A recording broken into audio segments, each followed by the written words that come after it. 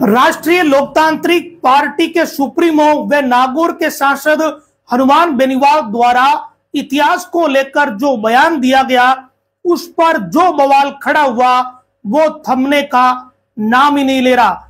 इस मामले में क्षत्रिय करणी सेना पहले ही ऐलान कर चुकी है कि हम 8 जून को नागौर आकर बड़ा प्रदर्शन करेंगे।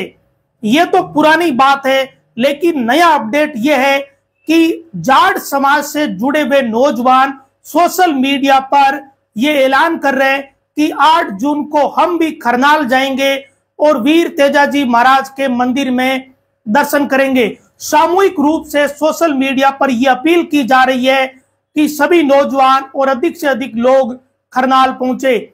यानी ये मामला स्पष्ट दिख रहा है कि जिस तरीके से क्षत्रिय करणी सेना ने यह ऐलान किया कि अधिक से अधिक संख्या में क्षत्रिय नागौर में इकट्ठा हो और बेनीवाल के खिलाफ प्रदर्शन करे, ठीक उसी तरीके से जाट समाज से जुड़े हुए नौजवान भी ये चाहते हैं कि करनाल में 8 जून को ज्यादा से ज्यादा भीड़ हो और अपनी ताकत दिखाई जाए। क्षत्रिय करणी सेना से जुड़े हुए राज शेखावत ने कुछ दिन पहले ये ऐलान कर दिया कि नागौर में क्षत्रिय स्वाभिमान अस्मिता महासम्मेलन रखा गया है और इसके साथ ही अपने सोशल मीडिया पर उन्होंने बयान जारी करके, लाइव बयान जारी करके ये कहा कि हम हनुमान बेनीवाल को उनके घर जाकर सबक सिखाएंगे।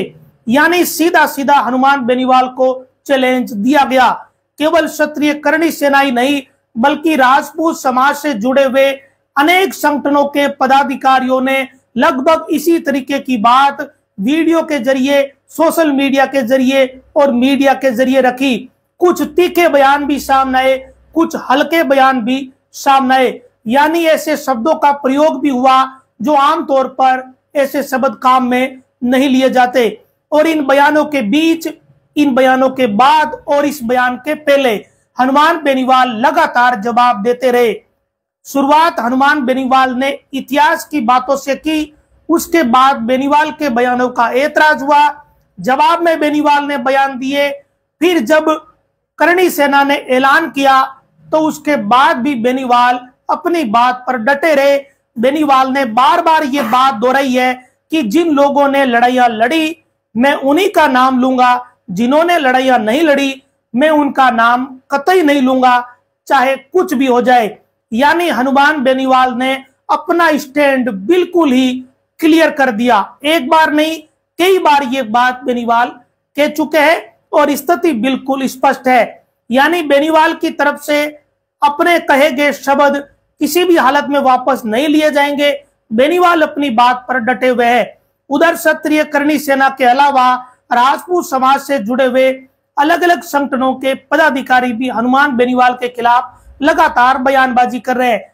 कुछ ऐसे बयान भी सामने आ रहे हैं जो आमतौर पर राजस्थान में इस तरीके की बातें नहीं होती। हालात यहां तक पैदा हो गए कि हनुमान बेनीवाल का विरोध करने वाले या शुरू से ही विरोधी माने जाने वाले धड़ों ने एसआई भर्ती रद्द नहीं कराने की मांग को लेकर भी ज्ञापन दे दिए। यानी कहां तो एक बयान और कहां एसआई भर्ती, जबकि एसआई भर्ती एक बिल्कुल अलग विषय है। ये बेरोजगारों से जुड़ा हुआ मुद्दा है, लेकिन इस मुद्दे को भी बेनीवाल के उस बयान के कारण एक तरफ ले गए, एक साइड कर लिया और ये तक ज्ञापन दे दिए कि इस भर्ती को रद्द नहीं किया जाए। यानी हनुमान बेनीवाल द्वारा इतिहास को लेकर जो बयान दिया, उसके बाद एसआई भर्ती का मुद्दा भी दो धड़ों में बंट गया। एसआई भर्ती में जो अभ्यर्थी थानेदार बने, उनके परिजन अगर ये बात कहते हैं कि भर्ती रद्द नहीं की जाए, ये बात तो समझ आती है क्योंकि उनके परिवारों के बच्चे नौकरी लगे हुए हैं। वो तो कतई नहीं चाहेंगे कि ये भर्ती रद्द नहीं हो, भर्ती रद्द हो। लेकिन ऐसे लोग जिनका इस भर्ती से सीधा कोई लेना देना नहीं है, वो भी सामाजिक संगठन ये कह रहे हैं कि ये भर्ती रद्द नहीं होनी चाहिए। और ये सब कुछ इसीलिए हो रहा है क्योंकि हनुमान बेनीवाल ने वो बयान दिया। लेकिन बड़ी बात यह रही कि इन सारी स्थितियों के बीच 25 मई का दिन आया और इस दिन राजस्थान की सियासत को एक बार के लिए हिला कर रख दिया, क्योंकि हनुमान बेनीवाल को भी जितनी उम्मीद नहीं थी, उससे भी कई ज्यादा भीड़ राजस्थान की राजधानी जयपुर में दिखी। खुद बेनीवाल ने अपने भाषण में ये कहा कि इतनी उम्मीद तो मुझे भी नहीं थी, आप लोगों ने मेरी उम्मीद बढ़ा दी। एक तरीके से बेनीवाल का इशारा यह था कि क्यूंसर की हार के बाद जो निराशा आरएलपी में थी वो इस भीड़ के बाद नई आशा में बदल गई। लेकिन बात 25 मई को खत्म नहीं हुई। ना तो बेनीवाल ने धरना समाप्त किया और ना ही बेनीवाल ने अपने बयान बदले, तो दूसरी तरफ राजपूत समाज के संगठन 8 जून वाले अपने ऐलान पर डटे हुए हैं। लेकिन सबसे चौंकाने वाली बात बीते 48 घंटों में सामने आई, वो नागौर जिला के सोशल मीडिया पर चल रही है। जिले भर के सोशल मीडिया में जाट समाज से जुड़े हुए नौजवान ये ऐलान कर रहे हैं कि 8 जून को खरनाल पहुंचो और तेजाजी महाराज के मंदिर में दर्शन करेंगे। सोशल मीडिया पर सैकड़ों की संख्या में नौजवानों ने इस पोस्ट को शेयर किया है, साझा किया है, अपने सोशल मीडिया हैंडल पर अपलोड किया है। एक दूसरे से आह्वान किया जा रहा है। कुल मिलाकर बात बिल्कुल साफ है कि खरनाल में भी 8 जून को भीड़ इकट्ठा करने का मन बना लिया। एक तरीके से यह शक्ति प्रदर्शन होगा। एक तरफ क्षत्रिय नागौर में इकट्ठा होकर शक्ति प्रदर्शन करेंगे, तो दूसरी तरफ जिस तरीके से सोशल मीडिया पर पोस्ट आ रही है उससे ये लगता है कि जाट समाज से जुड़े हुए नौजवानों ने ये मन बनाया है कि हम भी 8 जून को खरनाल में इकट्ठा होंगे। हालांकि एक बात महत्वपूर्ण यह भी है कि किसी भी बड़े नेता या जाट समाज से जुड़े हुए किसी बड़े संगठन ने खुलकर इस बात का ऐलान नहीं किया है, लेकिन बीते 48 घंटों से सोशल मीडिया पर यह बात लगातार पोस्ट की जा रही है, शेयर की जा रही है।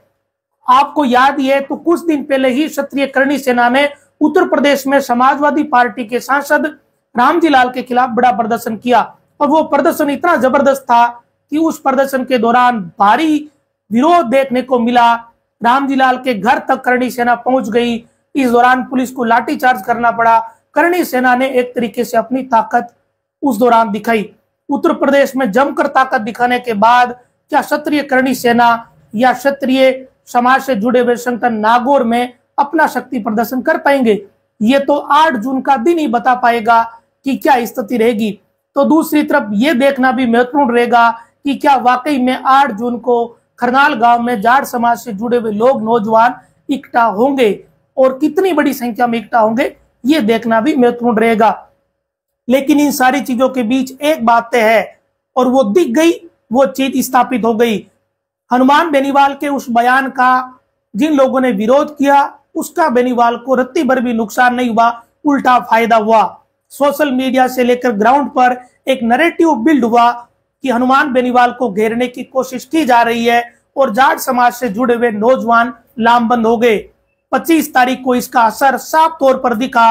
25 मई को राजस्थान की राजधानी जयपुर में जो भीड़ हुई उसके पीछे का एक कारण यह भी था कि हनुमान बेनीवाल को सोशल मीडिया पर जिस तरीके से कोसा जा रहा था उसके कारण से जाट समाज से जुड़े हुए नौजवान लामबंद हुए, विशेषकर नौजवान लामबंद हुए।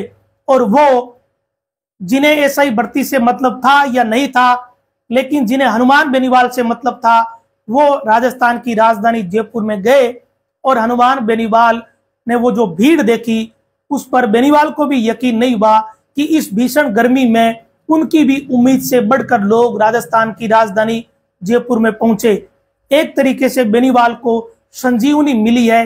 क्यूंसर उपचुनाव की हार के बाद बेनीवाल के लिए ये वाकई में राजनीतिक रूप से एक पहला ऐसा शक्ति प्रदर्शन था जो हनुमान बेनीवाल के लिहाज से एक संतुष्टि वाला शक्ति प्रदर्शन या भीड़ थी। क्योंकि एसआई भर्ती का धरना जब बेनीवाल ने शुरू किया तो उस दौरान शुरुआत के कई दिन तक भीड़ बिल्कुल ही नहीं आई, यानी 100-200 लोग ही नौजवान धरने पर बैठे रहे। हालांकि जिस दिन बेनीवाल ने गिरफ्तारी दी उस दिन अच्छी खासी संख्या में भीड़ थी, लेकिन 25 तारीख को जो भीड़ हुई वो वाकई में भीड़ है। राजस्थान में गिने चुने नेता ही ऐसे हैं जो इतनी भीड़ इस वक्त या इस राजनीतिक दौर में राजस्थान में कर पाते हैं, उसमें हनुमान बेनीवाल का नाम भी शामिल है। अब देखने वाली बात यह महत्वपूर्ण है कि 8 जून का मामला जिस तरीके से चल रहा है वो वाकई में हाई टेंशन वाला है। तो इसको कैसे संभाला जाएगा, इसे कैसे टैकल किया जाएगा। सामाजिक स्तर पर या समाज में विचरने वाले नागरिक के तौर पर सभी यही चाहते हैं कि कोई जातीय विवाद या जातीय द्वेष नहीं हो। अगर कोई समाज या वर्ग अपना अपना शक्ति प्रदर्शन करता है तो ये कोई बुरी बात नहीं है, लेकिन आपसी टकराव नहीं होना चाहिए, ना सोशल मीडिया पर ना ग्राउंड पर।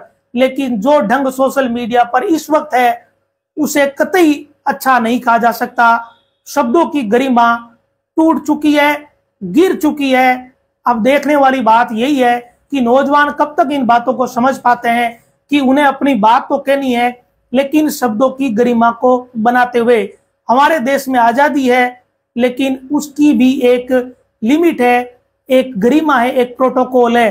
कम से कम सामाजिक तौर पर या समाज में विचरने वाले, चलने फिरने वाले हर नागरिक को ये बात समझनी चाहिए कि हम सबकी ये जिम्मेदारी है कि हम किसी बात का विरोध करें तो अच्छे ढंग से करें, शब्दों की गरिमा रखे। विरोध करना, विरोध जताना लोकतंत्र की खूबसूरती है, लेकिन विरोध इस हद तक हो जिसमें गाली गलौज या गंदे शब्द हो तो वो कतई ठीक नहीं है। चाहे वो किसी तरफ वाला कर रहा है, इससे टेंशन बढ़ती है, द्वेष बढ़ता है, विवाद बढ़ता है, इसका किसी को फायदा नहीं होता। एक और बात लास्ट में कह देता हूं, राजनेताओं को इसका रत्ती भर भी नुकसान नहीं होता, उल्टा राजनेताओं को फायदा ही होता है। चाहे वो किसी समाज से जुड़ा हुआ नेता हो, लोग या उस समाज से जुड़े हुए जनता, लोग उसके पक्ष में लामबंद होते ही होते हैं। ऐसे हजारों उदाहरण मिल जाएंगे। ताजा उदाहरण 2-3 अभी इन दिनों के हैं, जिसमें किसी समाज के व्यक्ति का, नेता का किसी दूसरे समाज ने विरोध किया तो उस समाज के लोग उसके साथ लामबंद हो गए और उल्टा वो मजबूत हुआ, उसे ताकत मिली, मजबूती मिली।